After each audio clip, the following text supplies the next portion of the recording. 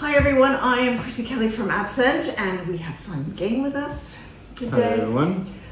We are here to talk to you a little bit about nasal sprays and about a relatively new piece of research which has come out about nasal rinsing.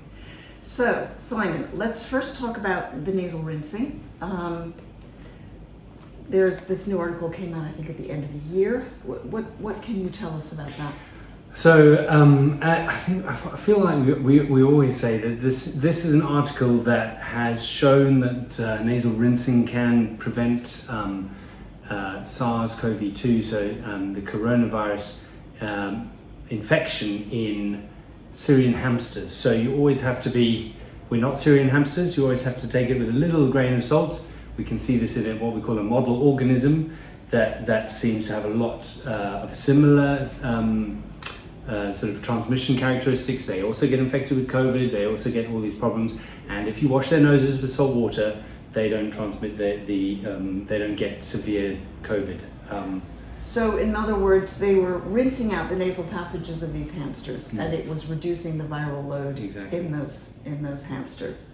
So I mean, there's really it's quite logical if you've got the COVID virus that you keep on top of the nasal rinsing, just washing out any extra that is there and getting it down the plug hole where it belongs. So don't forget that in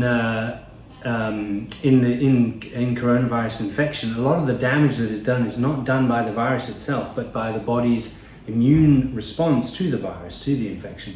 In fact, you know, the things that give you a cold are not the virus infection, but the body's fighting it. So your runny nose is because the body's sending signals to the inflammatory system. I need fluid, I need cells to come and fight and kill the infected cells, things like that. So a lot of these things that we see are the inflammatory response, and what you're doing when you wash out the nose or anything else is reducing the amount of inflammatory mediators, the chemical signals to the immune system come and fight, washing them out so that they're not affecting the nose problem, which is the nose as much, which is why we see in hay fever, for instance, you rinse your nose, you get 50% as much effectiveness from just washing your nose twice a day with salt water as you do with a steroid nose spray. So it's half as good, and it's just washing it out because you're reducing the allergens, the things that are causing the problem, you're reducing the chemical signals, and you're just cleaning the gunky things that don't make you feel very good. Right. Now, and what I've got to show you today, because I prepared it earlier, is a sinus rinse bottle. And really, wherever you are in the world, you can go down to the pharmacy and you can get one of these things. So I'll show you a little bit about what it looks like. We've got a video on how to use it. In fact, I think Simon. I think it's me using it. Yes. But this is what it looks like when you buy it. So there's a plastic bottle in here. And if you get one of the starter kits, you'll get some of these pre-mixed little sachets that have it's not just salt, but it's bicarbonate. A little bit of bicarb as well.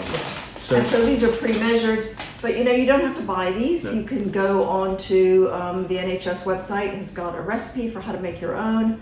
I'm sure there are websites in the US which also have that information. Yeah. You just mix it up. I'm fairly sure it's half and half by weight. I think that one is, so in my hospital, the Royal National ENT Hospital, we used to make our own alkaline nasal douche, and our recipe was half a teaspoon of salts, any salts really you can do, and a pinch of bicarb. You don't need much bicarb. Right, okay. And then the bottle is squeezy. Now I know some people like to use neti pots, but I like a squeezy bottle because when you squeeze it, you can sort of regulate the speed with which the water goes into your nose, and that sort of makes a difference. Yeah. Whereas with a neti pot, you're relying on gravity.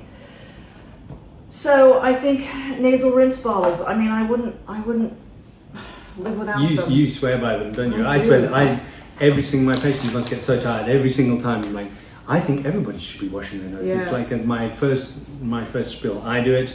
I sit it next to my toothbrush. And in the same way as a toothbrush is physically doing what your body is not, disrupting the biofilms of bugs that live around your teeth, breaking down the plaque and the tartar, this is doing exactly the same thing only in your nose. Right. And so I do it at the same time, twice a day, 5 minutes. There are still those people who don't feel happy squeezing stuff into their noses. So I think, my advice would be if it makes you feel squeamish, just try it once or twice. Watch Your something nose new. feels so much better. Yeah. I mean, I mean, you've got some other options here. So I say if you have, for instance, hay fever but not chronic rhinosinusitis or polyps, you might get away with a slightly lower volume one. It's much more convenient. Yeah. There are many brands available. Yep. And these are great if you're traveling Yep. as well. You know, because for me, it's really important that after I use my rinse bottle, I give it a good wash out, and then I let it drain upside down. I think that's really important so that it dries out completely, it doesn't stay humid. And if you've got a bathroom that doesn't have a window, very often it can remain humid, and that's not really very good for the Did we mention before we leave that one also boiling and cooling the water? Vitally important. Yes. In fact, interestingly, now there is a public service announcement on the inside of the box in red print that says, warning, do not use tap water unless sterilized by boiling. So very important. Which is very important. There are amoebae that can live in the tap water, and there are cases described where brain infections from these single cell organisms resulted probably from the use of unsterilized tap water. Yeah. It's very tempting. I admit that in the old days I used to do it, just warm water from the tap. I don't dare do it now. Yeah. I mean, you can get sterile water, for instance, and that's also fine. But it's very important. Boil it and cool it. Some of my patients want it because they boil it because it's warm. That's not the important thing. Yeah. The fact that it's been sterilized is the important thing. Right. Although I prefer to rinse with body temperature water. I mean, I just take the water out of the kettle that's been boiled whenever that, a couple of hours ago. Yeah, it'll be clean. Yeah. It's probably not sterile, but it is clean, and that's the best that you can do. Whereas these ones, they are sterilized inside.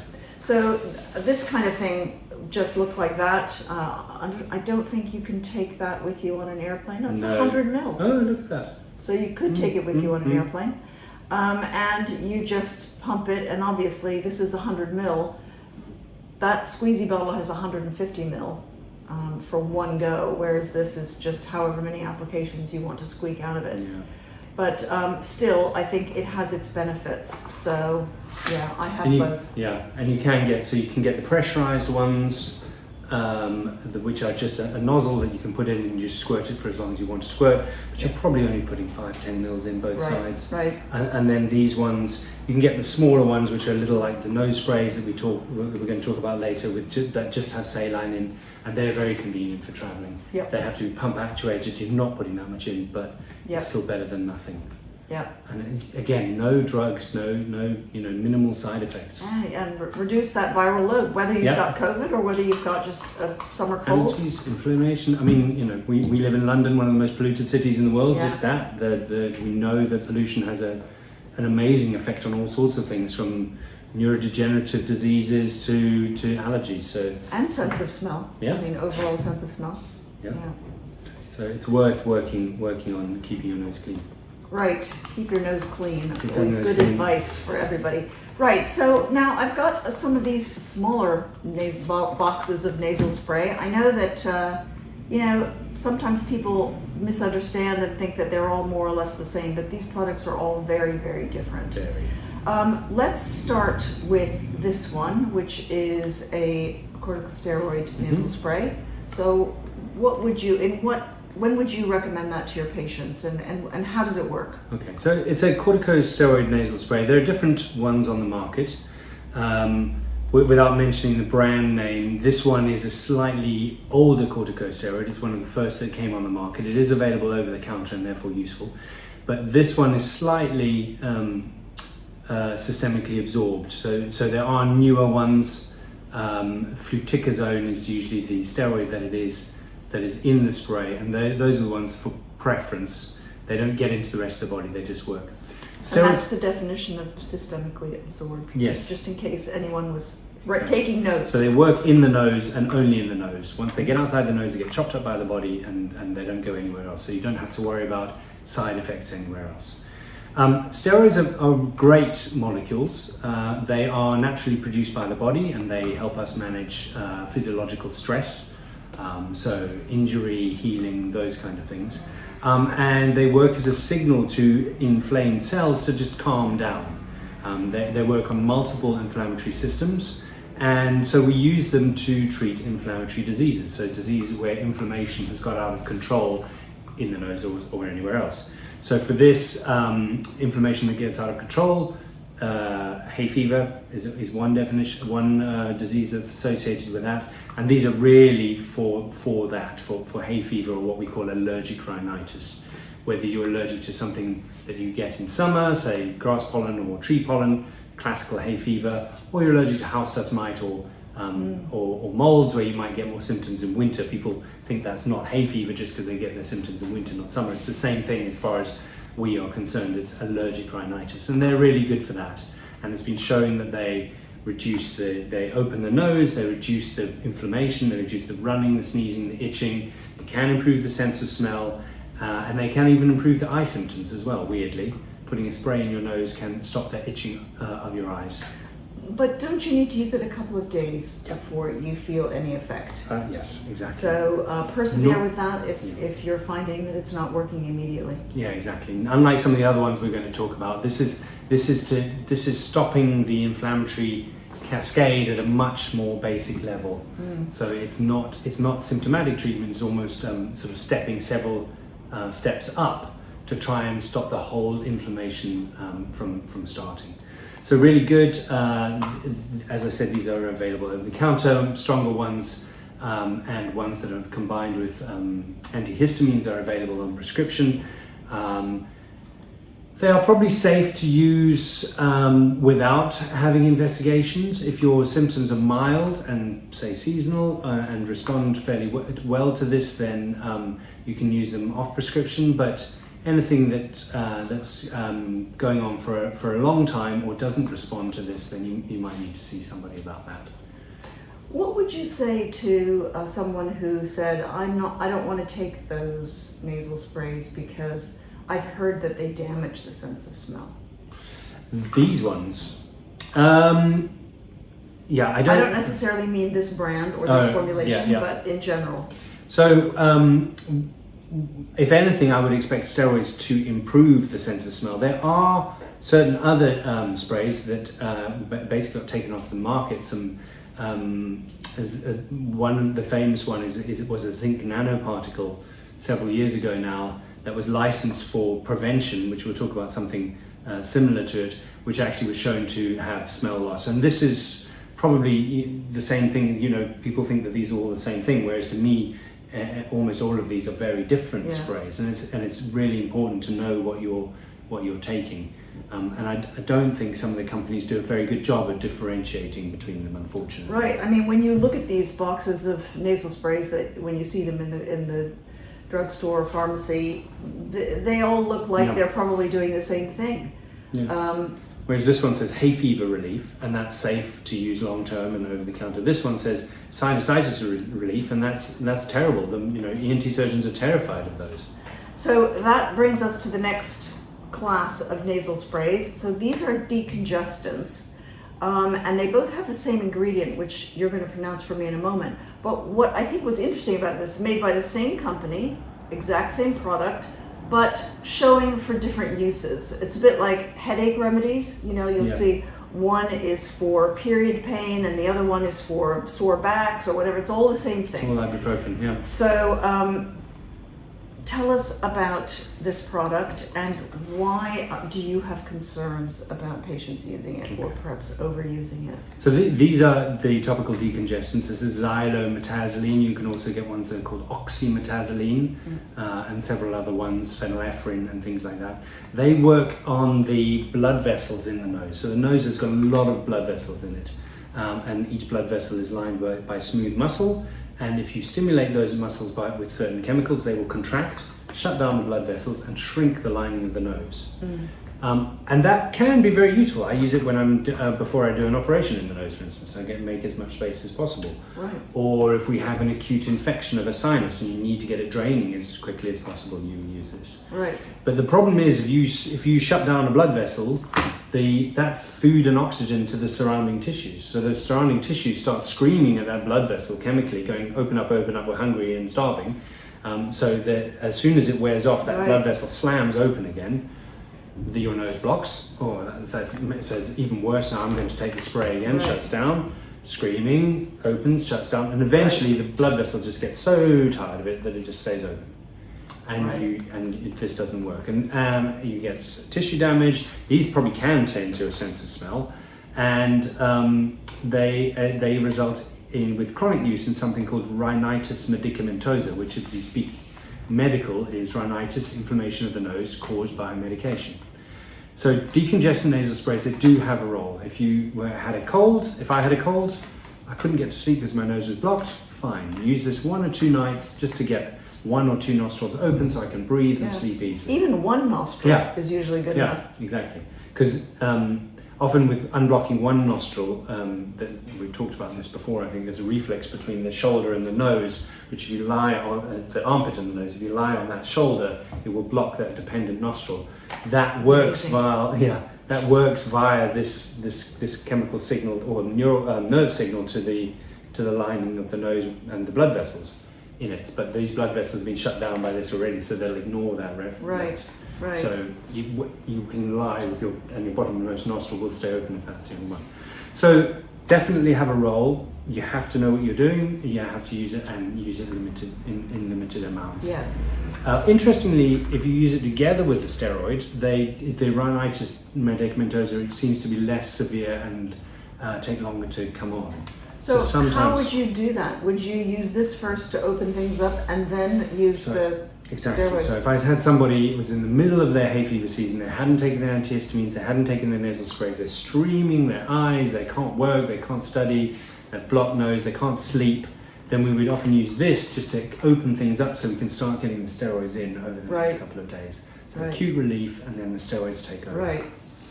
So that's fairly straightforward. Acute only, and do not overuse. Yeah. So I mean, the weird thing is that these are way more easily available than the ones that are safer and better to use long term.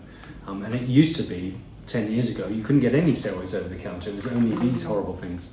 So very, very careful, and it can be a difficult thing to treat rhinitis medicamentosa.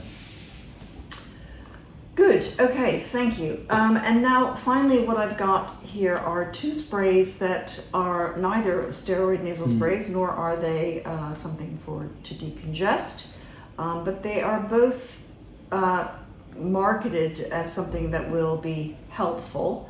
Let's start with the first one, which is a sort of sticky substance made out of I think it's made out of seaweed, if I'm not mistaken. Carrageenan, And you spray it in your nose, and it's meant to trap allergens and viruses. What do you think? So, I mean, we know that sometimes a little bit of Vaseline at the front of the nose, for instance, can trap allergens and can help just in another safe, non-drug way, help with control of allergy in the milder cases. So I don't see this as being a problem, and we use this spray and other sprays like it, which are kind of slippery, almost oily, just for humidifying and making comfortable a nose inside. So although I'm not aware of any double-blind, placebo-controlled trials of this versus something else, I don't think this is a bad idea. It can make your nose feel more comfortable. But certainly, if you have a diagnosis of allergic rhinitis, you have a treatment plan, I would add this in, but I wouldn't use it to replace anything. Right. I mean, they're supposed not to be able to make those health claims without evidence, and they do claim it is, but I've not seen anything with this. Right, okay. Good. And then finally, this is another one. Neither of us were able to find any evidence for this. This is also meant to be something for people with allergies. And it contains 2 natural sea minerals, so we're a bit sort of into the seawater zone. What do you think the idea behind this is? So I mean, so number one, there are 2 things about this. First is it contains manganese and calcium. Yes, you can find those in seawater. They differentiate this from a normal saline spray, but as far as I can find, that doesn't seem to make any difference to them as a treatment option over a saline nasal wash. if it makes people take saline nasal wash, I'm all for that. The other thing is that it's a seawater wash, and it's hypertonic. So you'll see these sprays that are advertised. So tonicity means the concentration of salts within a spray. So you can have hypertonic. So there's more salts than there would be in blood. So it's more concentrated than we would see in seawater or blood. Isotonic, same as it would be the same amount of salt as in blood or seawater. They're almost exactly the same because we arose from the oceans. And then finally, hypotonic, there are less salts in it. And if you put hypertonic and an isotonic solution across from each other in what's called separated by a semi-permeable membrane, something that holds water but allows salts to diffuse, they will balance out between them. So either it will suck fluid into a hypertonic or suck water in or suck water out of a hypotonic solution. So there's some theory that might help sort of draw more water into the nose or vice versa. There's no evidence that any of these make any difference other than just the sheer volume of water that's going into your nose. So, okay, so jury's kind of out on that one. Yeah, and I mean there's very little scientific reasoning behind you choosing hypertonic or isotonic. Just make some salt, put some salt in some water and wash your nose twice a day. It's almost certainly just the volume that's the problem. And the saltiness is more that it makes it comfortable. It doesn't sting when it goes up your nose. Yeah. Which is quite important to mention. Anybody who's jumped into a pool and had water go up their nose knows how burning that can be. Yeah. And a lot of people are resistant to try this because they think it's going to be the same. Exactly. So you shouldn't be doing nasal rinsing without the salt solution. Exactly, because that's a hypotonic solution. It doesn't have as much salt as and I mean we both know because we do it all the time. It's not like that at all. It's comfortable for the most part. Just to go back to other sort of resistance to using sinus rinse, some of my patients do say that they feel it goes into their ears, and I do have some people who have blocked ears or some middle ear problems because of using sinus rinse. If that's the case, don't use the high volume one. Use the lower volume ones. Clean the front of the nose better than the whole nose. But ideally, you clean everything. I call it the jet wash, just all the way through the nasal volume, clearing out all the way from the front to the back. And does the water actually get into the sinuses? Depends. I don't think it does if you haven't had an operation. Right. Which is one of the reasons that we do the operation, actually, because if we do what I do a lot of, the endoscopic sinus surgery to open the sinuses up, you can imagine the sinuses are sort of bubbles of bone between the eyes and the cheeks and in the forehead and in the middle of the head. And they drain through tiny little holes, really, really quite tiny holes. But one of the things we're doing when we do the sinus operation is to open those into big windows, so they're not just a bubble with a little hole, but they're actually much bigger. So the fluid and the treatments, like your steroid spray or your steroid drops, have much better access to the lining of the sinuses. So you're getting that signal to switch off the inflammation to the place where there is inflammation. It's one of the reasons that people get better after having endoscopic sinus surgery. So while we're on the subject of inflammation, we are always talking about fluctuations in the network and in Facebook, and how fluctuations after COVID remain a real problem for people. I mean, I know myself, so I've just had a case of COVID a couple of months ago, and my sense of smell has suffered quite a bit. And it's that initial emotional response to, your sense of smell decreasing and thinking, here I am again, and oh my God, what's going to happen to me? So if we can set aside the kind of anxiety impact of fluctuations, and just maybe, do you have any new information on why it is that fluctuations are causing, why we are getting these fluctuations?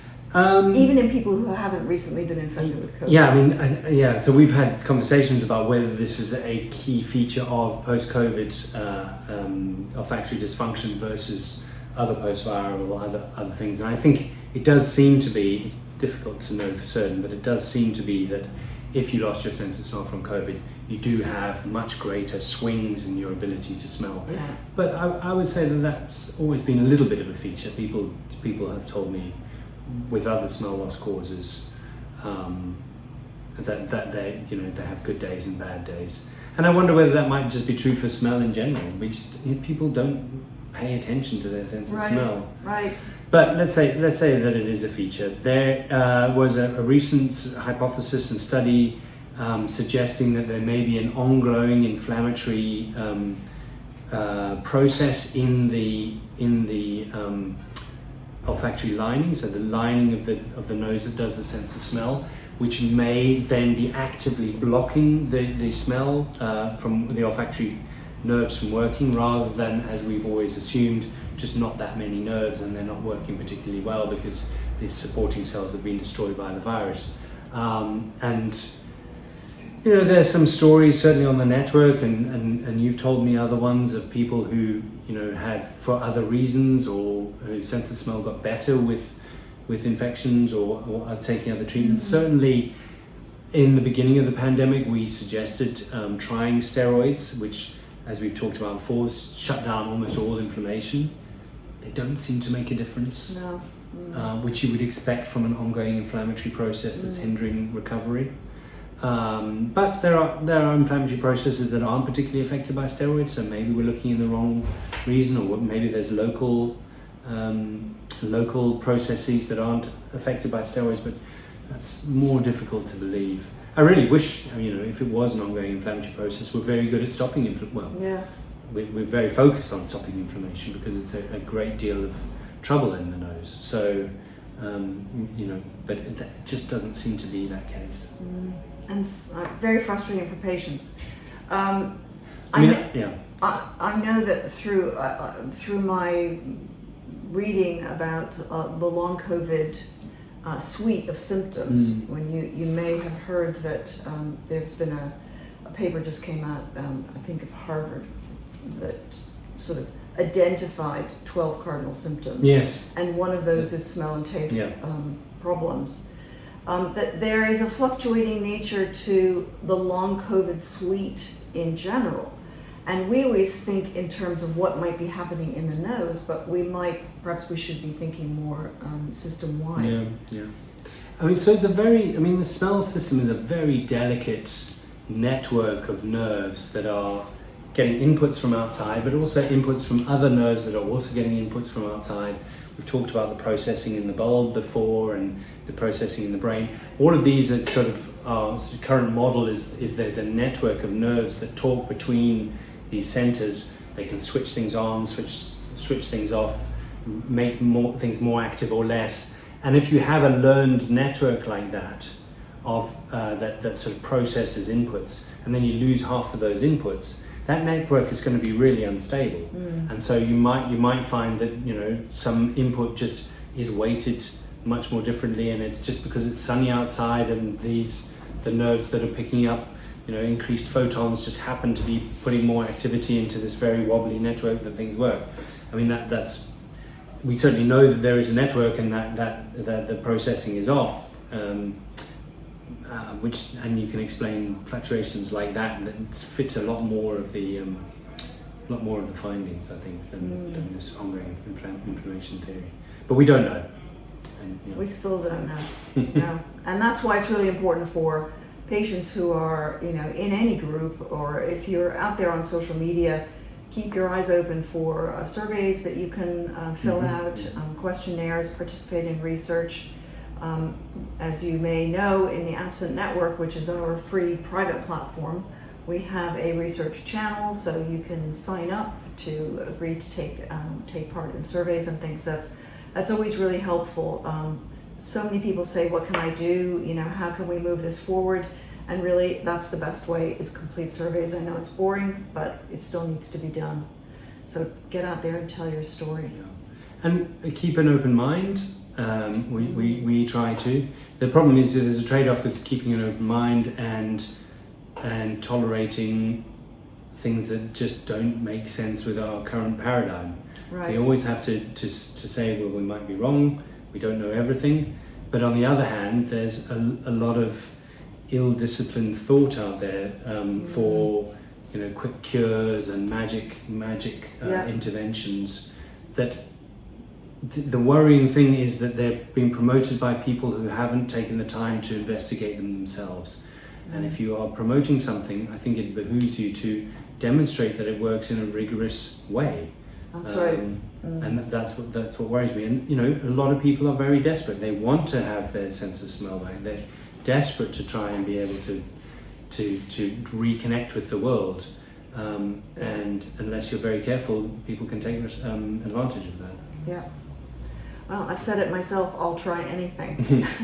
That's a gambling block. But it's not something. I mean, it always makes my heart sink when I hear people say that, because it's for me, it's a signal of how much they're suffering. So a great amount of sympathy for anyone that feels that way. But we want to keep you safe and make sure that the things that we talk about here and explain and help you understand are real things that have got some evidence behind them. Right, well, Simon, I think we've pretty much covered everything. Hopefully. So thank you very much. It's been lovely to see you again. You and too. We will Thank you be very back much. sometime soon with more information for you.